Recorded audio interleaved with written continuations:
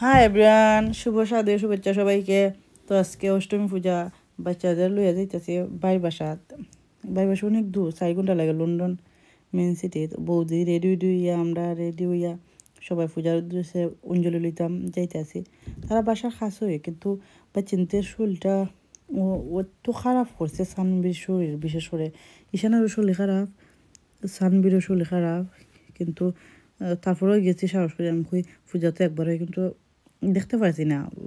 এমন লাগছে ব্রেক করুন লাগছে একবার বাসায়। 3 দিন লাগে গেছিলাম, একলাই তো থাকছি না। এত অসুস্থ হয়েছে সানবির শরীর, ডরাইয়া পরে আইসে।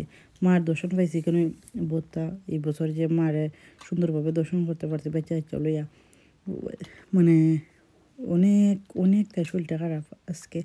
ওই তো শ্রমিক আবার বাইফুত, বাপরে বাপ শয়তানির গুরু আর ঈশানও নিরাই, কারণ তার শরীরটা অসুস্থ। আর আমার জলবায়ু তুলছে, তোরে তো দেখা যায় না, আমরা রইলে দেখা পরে। ও তো এরারে কুলো লই এলে, কারণ বাচ্চাদের শরীর অসুস্থ না নি। ঈশান সানবি এরারে কুলো লোন লাগছে, নাহলে তারা তো কুলো ওঠে না, তারা জীবনেও কুলো ওঠে না ঈশান সানবি।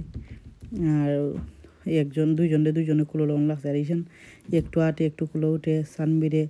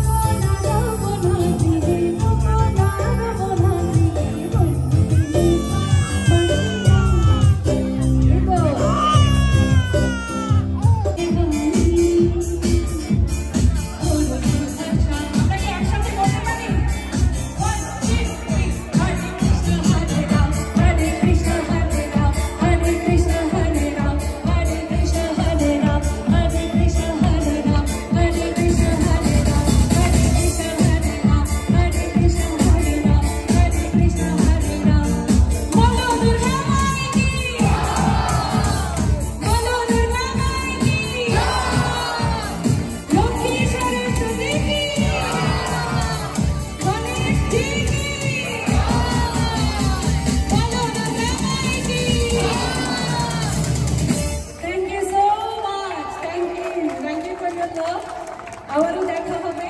Thank you united Hindu cultural association আজকে আমাকে এখানে